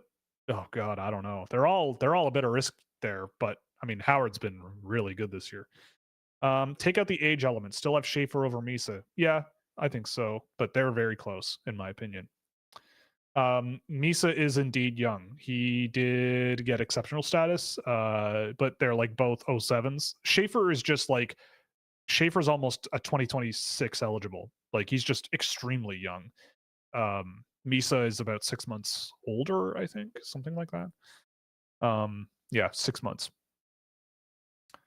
Sorry to pepper you with more Sharks talk. Oh no, not the San Jose Sharks. Oh, Listen, we love the San Jose Sharks here, okay? Yeah, like Artur Zerbe, man. Artur Zerbe and his Sharks get up. I have that imprinted in my memory, and I will until the day I die. Even if I end up, losing every thought in my brain at the end of the road for me, Artur Zerbe in that gear in the 90s in a Sharks jersey, it'll still be there. See, I just loved the Sharks as a kid because I love the color of the jersey. That too. My favorite color is green because I have green eyes. And for whatever reason, just because of that, I ended up loving the color green. And I loved their colors as a kid. So I would watch Yahoo Sports Sharks highlights all the time. Like I'd watch all the NHL highlights on Yahoo Sports 4 or 5 times every single day and just get familiar with stuff. But I loved watching Patrick Marleau and Joe Thornton. And I loved Jonathan Chichu because of his name. I thought his name was awesome. Because it is. It's the name, like Chicho is the Italian word for pacifier. So I always thought about pacifiers when I saw Jonathan Chichu. Jonathan the pacifier. I have a very soft spot in my heart for the Sharks. But anyways, continue with the question. He didn't do much passing from what I remember. No. Chichu passed. He did not put the pass in pacifier. He was the fire.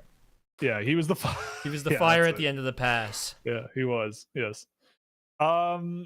What do we got here? Yeah, so pertaining hearing you guys talk about Misa, are we thinking that Will Smith may just move to the wing moving forward? Yes. Always thought that. I have always thought Will Smith was going to be a winger in the NHL because that is you let that guy play offense and score points. I think that's what you do with him. Don't bog him down with defensive responsibilities. Don't bog him down. Yeah, just go, buddy. Get in the rush, BF1, go to the offensive zone. Yeah, could you score imagine points. a line of that? Chernishov, Michael Misa and Will Smith with Igor Chernishov, William Eklund or something, or Chernishov. Yeah, just frig off. And then you have Macklin Celebrini with Quentin Musty, maybe, and or I don't know, Will Eklund else. With Shakir Mukamadulin, 25 minutes a night. It's gonna definitely be sick. not. Go Sharks, go. Definitely not. Go definitely Sharks, not. go. Shakir Mukamadulin and Timothy Liljegren are on the same team. Yep, that's crazy. Oh my God, Civ 7 is the only game where I've been caught off guard by the sun coming up. I haven't been there because I play down here and there's no windows, so I wouldn't even know the sun came up. But I am very thankful that by default now Civ 7 has the clock on the front screen and the main screen, so you know what time it is all the time. Because in Civ 6, I believe that was a setting, or Civ 5, and I did not know that forever, but then I learned the hard way because I looked outside one day and I went, "Oh my goodness, it's like 4:30 in the morning. This is bad."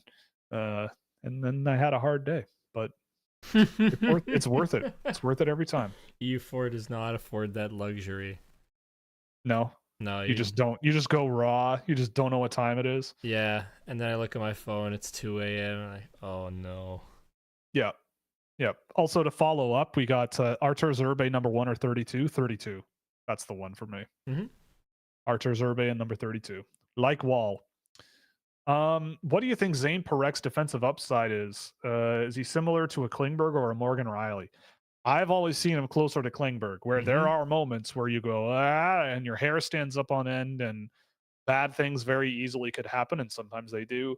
Sometimes he figures his way out of it. I actually, watching Chernishov today, Parek had a few of those moments, and watching the Parek video room thing, there was a few of those moments as well. I think the pros outweigh the cons, just like they did with Klingberg for a long time. Until they didn't. Until they really didn't, and he sort of lost that skating ability and that mobility and that confidence with those feet to get out of those jams. But he still found his way into those jams, and that's problematic. Whereas Parek, I mean, I really like watching him play. He's a ton of fun, but he is a bit of a roller coaster ride for sure. He is offense everywhere in his own zone and in the opponent's end as well. Yes, correct. Let's see here. Okay, what's the difference between Sacha Boisvert in his draft year and Caleb Desnoyers? That is an excellent question. That is an excellent question. I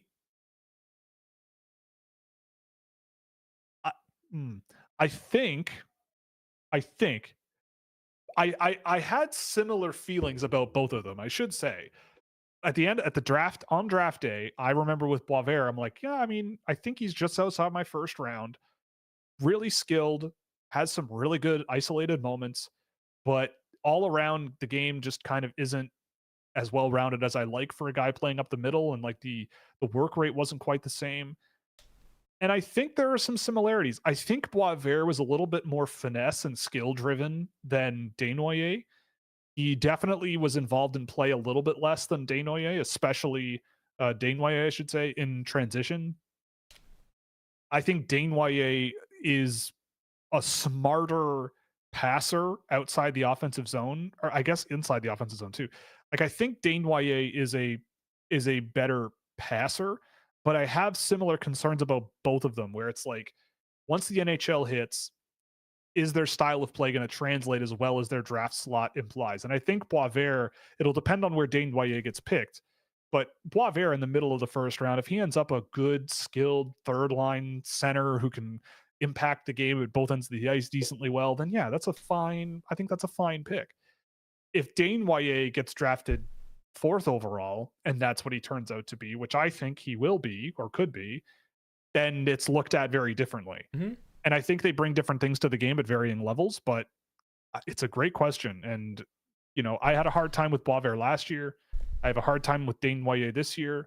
When I see Boisvert again, looking back, we haven't done a video room on him. Maybe we should, but let's do it next week. I look at him. Yeah. I've looked at him this season here and there, and I go, I still have other guys I would have rather had than him. Who did they say no to at that draft in Chicago? Like, obviously Demidov would have been my guy at that first pick. I'm just pulling up my list here. I think Cage they said no to, if I remember correctly. Yes, I think Cage did he? Oh, it's not, because he was at like 18, right? Where Boisvert went 18, 19 range. I think somewhere there. Let's see. So they took Boisvert at 18. Cage was there at 21. Oh, right. My best player available probably would have been Teddy Stiga. Well, so obviously. Yeah, like, would Stiga have been my guy at 16? It would have almost been Zeev Bouillon. Yeah, like I probably would have. I had Yzerman really high, Frey really high. I probably would have pushed for Stiga that early. Yeah, and I probably would stand by that. Looking at some of the guys that went after him, maybe Greentree. Yeah, none of those guys have a World Junior winning overtime goal, so yeah, exactly. They all suck. Yeah, like even Adam Jiricek, he was gone by 18. So yeah, my first round picks for Chicago last year would have been Demidov,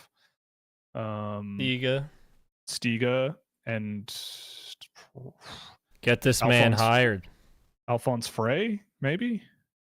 Well, that would have been ridiculous.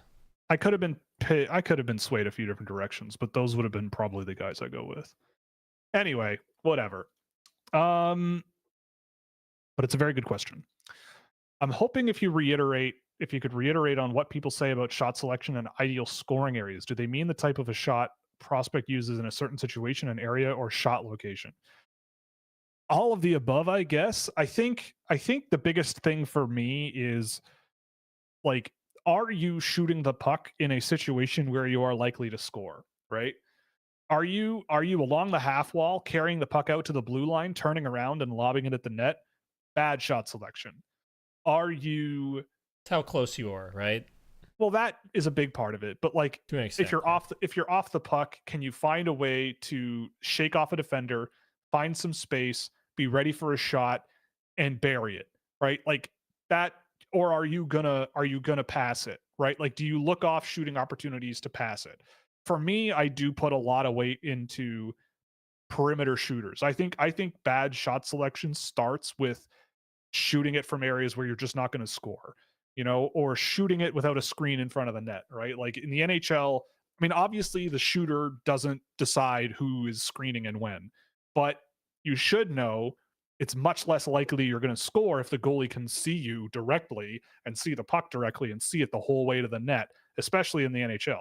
So avoiding those situations and finding a way to do those things a little better definitely matters, right? Like, you're not going to win in the NHL or score in the NHL unless you're like Alex Ovechkin by pure and simple just blasting pucks into the net. It That's is not always called how guys brute score. force. That is Yes. how I describe Alex Ovechkin's goal scoring ability. I am going to score Yep. because I am going to shoot until I put the puck in the back of the net. Yeah. It was like Yep. me as a child when I played ball hockey. I would just keep shooting that damn thing. I did not care. Did I look Yep. off a lot of people? Yes. Did they get mad at me? Yes. Then I started passing. Yeah. Because I got yelled at. Yep, I agree. I mean, yeah, it's that's nice. But yeah, I think it is a lot down to, yeah, it starts with location, but it is like contextual situations, right? Are you trying to earn a better opportunity at getting pucks on net? Are you taking the opportunity to do the opposite, right? Like, that's a problem to me. Is like, oh, you see some pressure oncoming, instead of passing it to someone else, I'm just going to carry it myself and go out to the perimeter and then just put it on net, and maybe A something good happens. example of this will come up in the game tape coming out on Friday, where we did Lyndon Lakovic. He talks about not liking his teammate shot better, like from the spot that Oh yeah. the location. Yep. Where he was. So he could have taken a shot, but he said that he preferred where his teammate was to get that shot, and he ended up scoring on that. So Smart fella. and my bromance. Yep, AJ loves him. Yep. And he loves me. So Okay, Jake O'Brien or Elliot Desnoyers? I go O'Brien. I actually have a game of O'Brien to do this week, so I'll see more in the future on that, but I really like Jake O'Brien. I saw a couple of games of Alexander Zhuravsky, and I feel like his stick handling is okay. I get the feeling that his stick handling that everyone is impressed with wouldn't hold up against good defenders who actually move their feet. I agree. I don't think it's the stick handling that I think is a problem, because he's just so creative. But I do think it's the feet. Like, I think the skating ability, and he's slow. Like, he's not a very quick forward skating guy. And I think that's going to be a major holdback. But the advantage, you leave him in Russia for 4, 5, 6 years. It's his first year in the NHL, and he's producing really, really well. And I do think that the skill level and how he uses it to generate offense for his line mates is very high end, like very impressive for this class. And at some point, Carolina's going to bet on him. You just know that Carolina's going to draft him at some point at 152 or something, leave him in Russia for a decade, and then he's going to be a point a game player in the KHL for UFA or something in 10 years. And Carolina's going to go, we need another top 6 forward, and we don't really want to spend $7 million. Actually, by then it'll probably be like 20. We don't want to spend $20 million on a top 6 forward in the free agent market. Why don't we just sign Zhuravsky and bring him over and and then he comes in and scores 50 points. Like, I mean, obviously 50 points isn't a top 6 scorer, but as a rookie, I don't know. You know what I'm trying to say? Carolina's going to pick him. They're going to leave him in Russia indefinitely, and he's going to turn out to be a Hart Trophy winner one day. Would you say that size matters for goalies? No, yes, and no. Like, it's the same thing as players, right? It's a spectrum. If you're big, it makes your life a lot easier. Like, ideally, I would love a big athletic goaltender that in the butterfly, when they're upright, they cover all the way up to the crossbar, they get their hands up, they're doing this, and it's hard to score on them. They're big and they take up a lot of room, and they're athletic. They can track play, they can get up and down quick, they can get across the crease quick. If they do all those things, then yeah, great, phenomenal. But if they're big and cannot, then it's a lot easier for them to sort of get away with it. But if they're small and cannot, they cannot, right? It's just not going to happen. Do I think that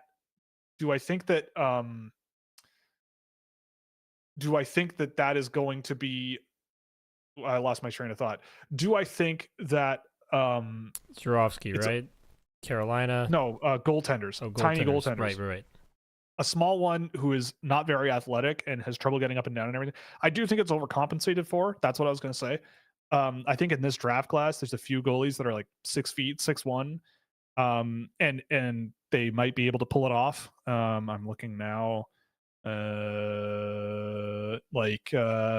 Oh, he's not very small, actually, now that I see. Andrianov. I love Pyotr Andrianov. Maybe Ivan Kovic. But I still go, I would rather my goaltenders be big, because a little bit of extra length and a little bit of extra reach and everything, like, could make all the difference in a game like hockey. But Andrianov, Medvedev is like, I think 6'1" or 6'2", and I like him quite a lot. What emerging trends in advanced analytics are changing how we evaluate CHL prospects, and which metrics do you think are most predictive of NHL success? Well, being the guy who tracks a bunch of data myself, I don't think there is a right answer. I don't think it exists. There's not much data on the CHL, really, right? Like, in terms but of... I think it's like people doing different modeling now on whatever. I mean, I'd be very curious to see what they're modeling things on, because the only things we really have access to is Instat data or production. Yeah, and so that ends up being PNHLE. Right, which is basically NHLE. For me, like, the longer I do this, the more I just, like, don't really care. Like, I know it sounds like I'm a hockey man or something, and, like, obviously I can't live without the data. I can't live without the information. But at some point, you kind of have to, like, I do this all the time. I make it as though what I do and what we're trying to do here is like picking stocks, but pretending you are Scotiabank. You don't want to screw up. Like, you want to invest in the oil market in Turkmenistan. You could look at all the oil companies in Turkmenistan, look at all their books, look at all the whatever, and like make the most informed data-based decision of going, we have $800 million and we're going to invest $800 million in Turkmenistan's oil industry because whatever, right? We can make money. There is also value in going, all right, we think these companies are the ones that we're going to focus on.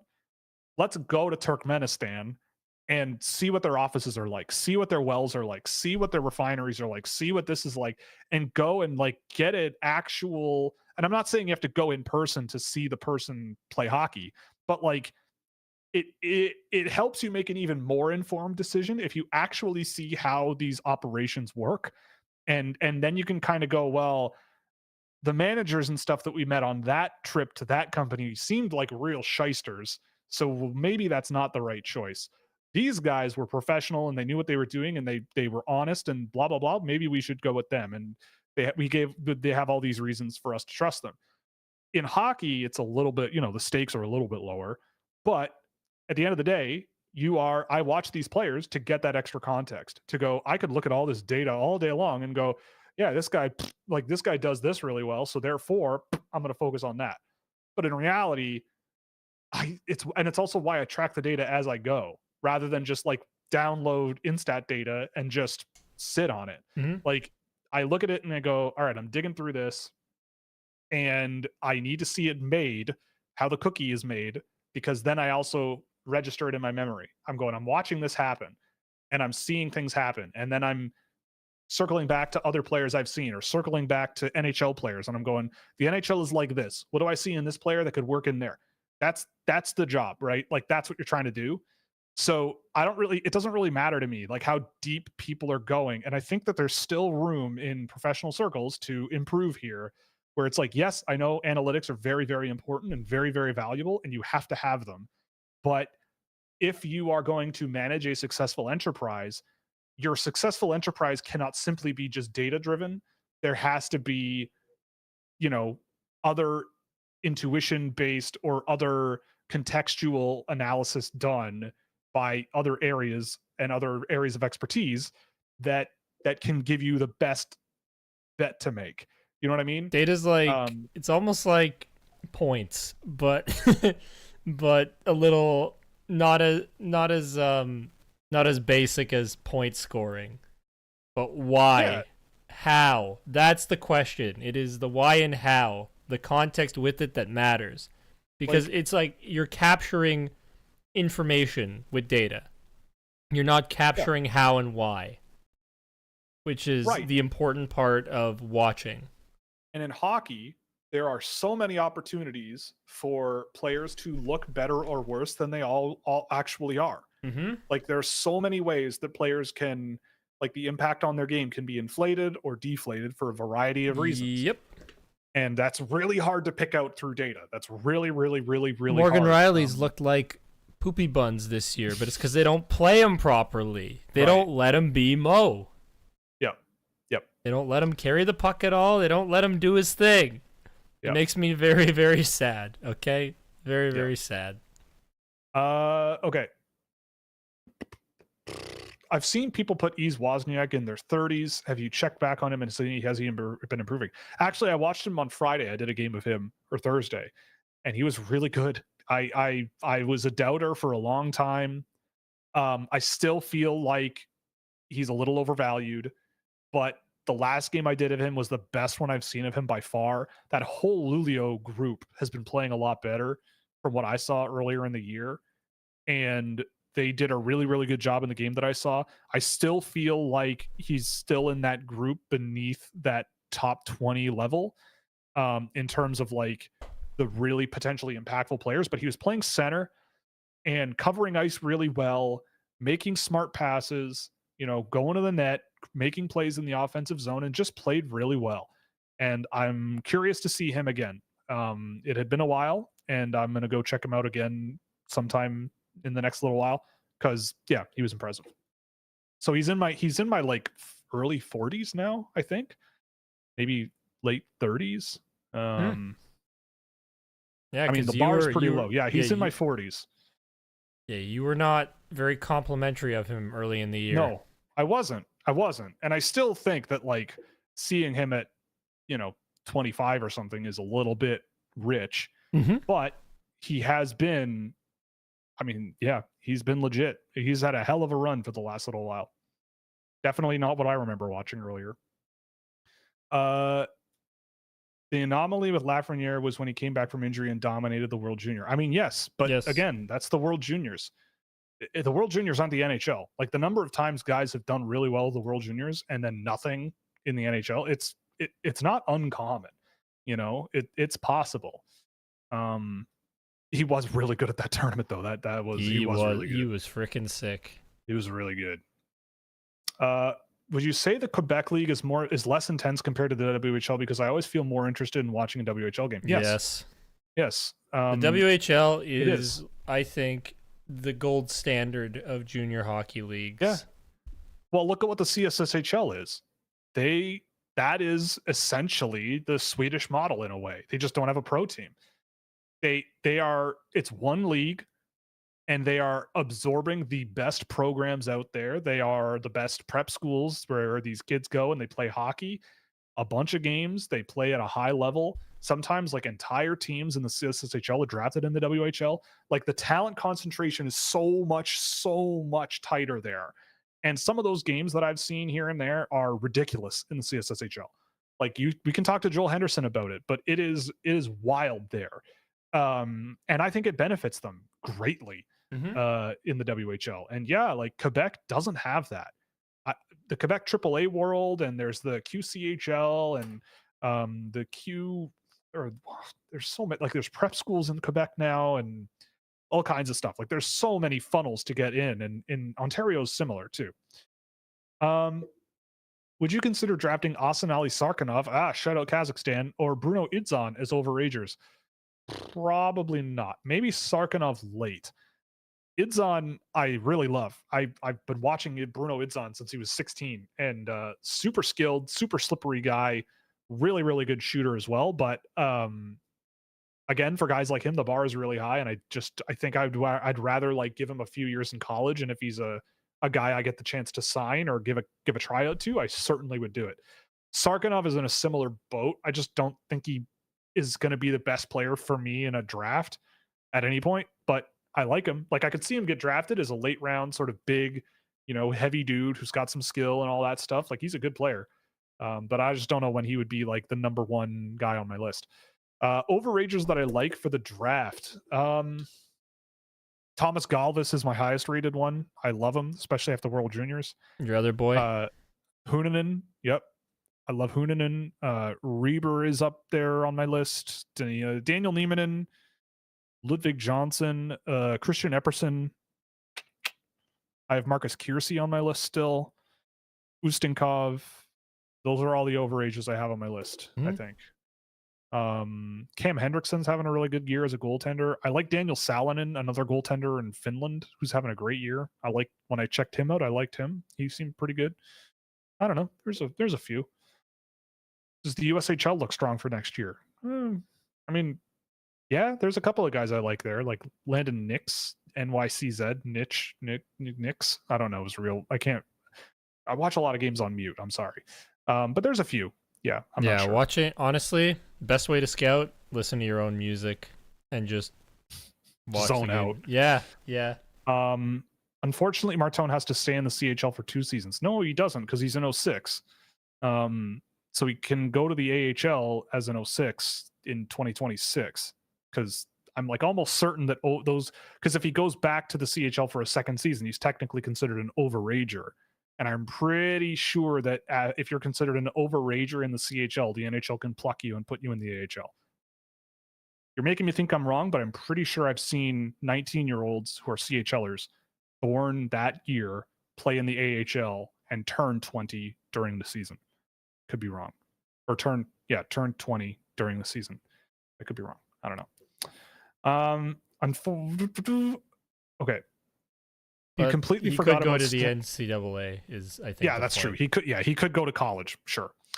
You completely forgot about Sanderson and Faber in your 2020 first overall discussion. I mean, not over those guys. Faber. I think Faber could certainly be part of that group, but like I don't know. I'd put them more with Marco Rossi than I'd put them with Byfield, Raymond, Stützle. I mean, I'd say Byfield and Rossi and Sanderson and Faber are similar, but God, Raymond and Stützle are outrageous. Dude, I think Byfield's about to take off. I think he's about to take off, and maybe there's part of me that thinks he could be the best player out of that draft, but grow into it this year and next, because he's just, dude, he's so goddamn big and so goddamn good. And I sound like an old man saying that, but he is ginormous and a center, and he's fast too. Yep. And the passes he pulls off are ridiculous. Yeah. I don't know. I also value the center position above all the other positions. It is very valuable. I just do. I didn't in 2021, but I do now. Okay. With Byfield, it's like he's one of the guys that if he steps on the ice and I'm playing against him, like I'm scared. How do you stop him? Like that guy, I mean, well, he clearly can be stopped because he's not like shooting the lights out or anything. No, but like, how do you stop a guy that's that big and can pass the way he does? Like, he just threads Teams are it finding a in way. such a weird way. Like such a They're creative finding way. a way. I just love him, and it might be my own bias, but I think that guy is gonna be out of all of them. Like, there's a good chance. He's me. only 22. Yeah, He's he's still 22. only 22 That's years why. old. That's He's what I'm just a saying. kid. That's what I'm saying. He's a He's kid. 22. 4 years from now, Quentin Byfield. I'm excited. I'm excited to see what that is. I want to see him in the playoffs.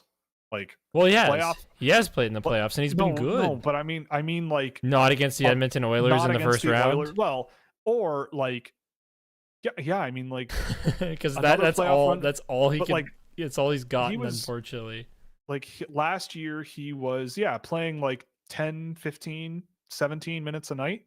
Now he's like up at 20 plus a lot of the time. Yeah. So he's playing a lot of minutes now. And so seeing him as a primary guy in the playoffs might be very, very interesting. Oh, you know, the Kings draw the first round this year so far. Like, if the season were to end today, I have no idea. It's the Vegas Golden Knights.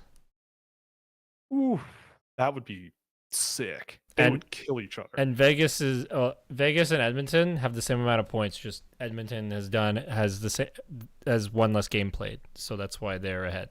Right. Got it. Wow. Here's to hoping. Is Michael Bronsick new guard disappointing this season, and your expectations from him and Sandin Pellikka? I mean, I haven't seen a ton of him this year, to be honest. It might be good to check him out for a video room, probably. Yeah, actually, we should do Red Wings guys too. Yeah, we should do. We get good views on those too. Yeah. So what was it? Bronsick, Newgard, and who was the other one? Oh, Boisvert. Yeah. Right. So yeah, those fan bases will watch. Mm-hmm. I mean, yeah, I can't comment too much because I haven't seen a ton of them there. So we'll put a pin in that, and we'll do a video room in the next week, yep. And you'll get his expanded thoughts on everything he's doing in the game. But I will say that I don't think that him having this level of production for being an SHL rookie is like bad. But he always, to me, was like, you just know he's going to be a third line NHL player. Like, that's just what he's going to be. But a really good one. Yeah. So getting good third liners is not a bad thing, by the way. Like, when I came into doing this, when I thought of like, oh, top 9, like, I don't want top 9 guys. Ugh. I only want guys who can play in my top 6. Like, that's kind of the way I entered, and I was thinking about it. But there's some really great third liners that are fun and impactful players that can move up and down your lineup sometimes, but are just better in third line roles. I think Nick Robertson should be a top 6 forward, but he's a third liner and he's a pretty good one. So there's you can get a lot of joy out of great third line guys who are tenacious, intense, and have a lot of energy, and those are the types of players that I look for. So. And with Bronsick Newgard, he's a more physical guy, but just really solid, really effective. Right. The only NHL defenseman who hasn't been on Finland's team this season is Ville Heinola. Yeah, that's taking Nicholas Matanpalo over Ville Heinola is that's. They're all left-handed, so it doesn't matter. Just pick the left-handed D. Yep, that's true. Oh my god, this tournament is going to be crazy. I don't know. UC Saros needs to save them. That's yes. Keeping an eye on Emil Hemming still. He's played much better since the World Junior. I'm not surprised. Sometimes the World Junior lights people on fire. Not literally. But yeah, I mean, he's got 14 of his 36 points this year in the last 10 games. I can't say I've seen Barry in the last 10 games. I think I saw a Keishon Aitchison game not too long ago. I'm not sure which one that would have been. But yeah, I mean, Hemming, again, similar to like a Bronsick Newgard, like Hemming seems like a pretty safe, responsible, skilled, physical guy. Like I've noticed his physicality with Barry for sure. You know, he needs to fill out, I think, gain a little bit of weight, muscle, but He's a good one. Desnoyers is going 3rd overall. Maybe. Would you rather pick 8 to 15 in this draft or have 2 picks in the late 20s? 2 picks in the late 20s. Easy. Easy peasy. Are there any NHL teams with no core pieces moving forward? No, I don't think so. The answer is no. Every team has a core piece. They got something. The only one you can make a case for, if you want to say like you could say Pittsburgh, but I was gonna say, but I don't know. Sidney Crosby, you're gonna keep Crosby moving forward though. Like he's gonna be there for another 7 years old in the NHL. Like, I don't think he's gonna be that old, man. But I think he's gonna be there for at least 3 more years. And in that time, they'll get something that will be there, or someone that'll be there for quite a significant amount of time.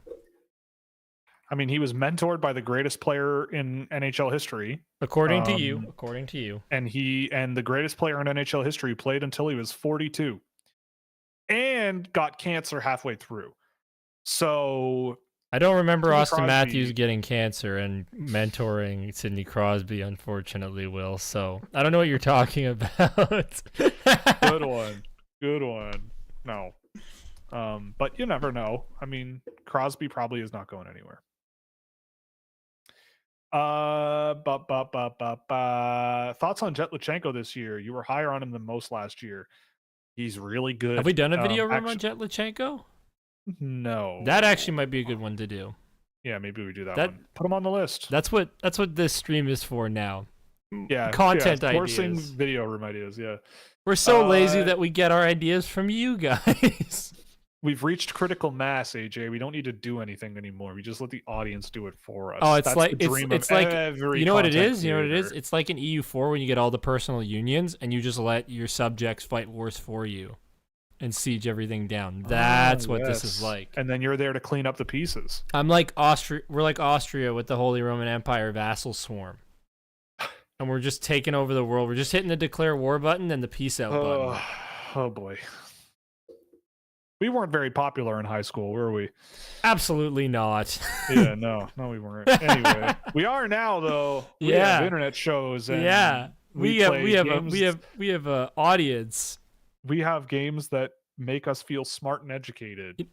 You know. Do you want to get the cat out of the bag in terms of what we want to do for the trade deadline show with like gaming? Oh yeah, I think we should. I would love to. Yeah, I think it would be fun. Because I think what we're gonna do is we're gonna game Will and I during the trade deadline show. Yeah, but not like last year because we don't want to lose money or not make money on it because I put in Ilya Lyubushkin playing for 2 seconds and it gets copyright struck. Thanks, true. YouTube. Yeah, we should do that. Maybe we make like an Olympics out of it. 5 games. Well, Age of Empires 2 is on there, and I'm winning. So yeah, you're winning that one. That's a giveaway. That's a giveaway. But it's gonna be funny to watch you struggle against me in Age of Empires 2. Yes, because you are a mutant. I'm not a mutant. I'm just fine at the game. Like I'm good enough. Yeah, I'm definitely not. I'll have to train. I'll train up. And what else is? Don't waste your time. One-on-one Rocket League. One-on-one Rocket League, you'll kill me. Yeah, I would destroy you. I would smash your face. All I do is go zip around trying to smash everything because I think it's funny. Yeah, we'll figure it out. It'll be a good time. But yes, if you guys have any suggestions for games that Will and I should battle each other in, true. We could play chess, but I'll just destroy you at that too. I'm not playing chess. Nobody wants to watch people play chess. That's not true. A hockey show. It is true. There's tons of people who watch people play chess. It's it's bigger than our niche. Much bigger than our niche. But anyways, let's blow through these questions so we can get out of here. But wanted to throw that out there that we're going to do a gaming stream because we've been talking about gaming so much that I'm going to hit yes. I'm hitting yes on this. You put Poland. You want to watch me destroy Will in like 10 moves? Just make him insane? I don't think people anyway.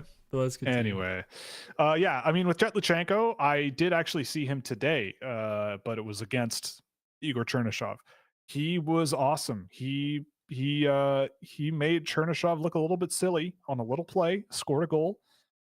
He's super smart and super fast and really skilled, and is gonna be 18 years old until next September, I think. So super long way to go for him. Really, really good player. Yeah, I like a lot of what he brings to the table. I don't just know. love that you put that We'll do poll a video, out there. Ramon, and It kills me. we'll see. What? The poll just kills me that you put that out there. It says engage with your audience right here on the dashboard. So Oh, I'm okay, gonna yeah. engage with the audience. Or that is why I'm here.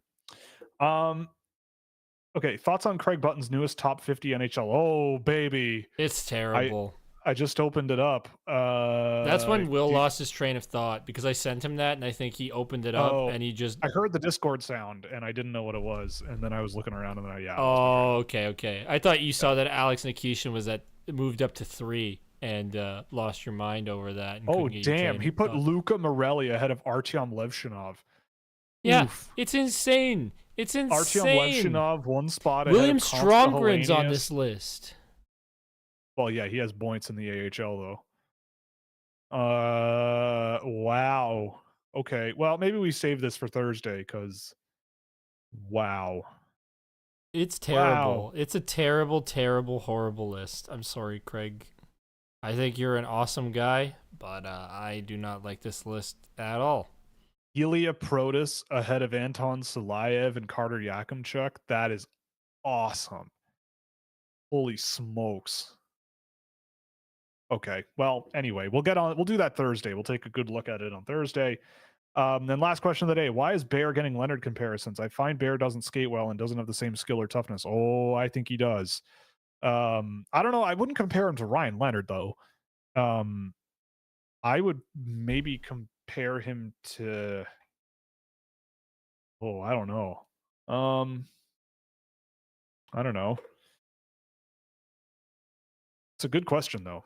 But I wouldn't say Ryan Leonard. I think Ryan Leonard's more of a give me the puck, I'm gonna do a whole bunch on my own, and then shoot it and score. I don't think Bear is like that.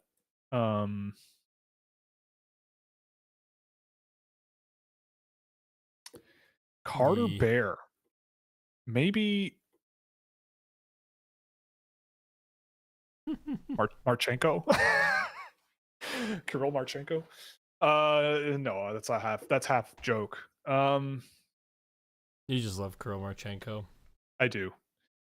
But I do think that Bear does bring a lot of toughness to his game and a lot of intensity and a lot of skill.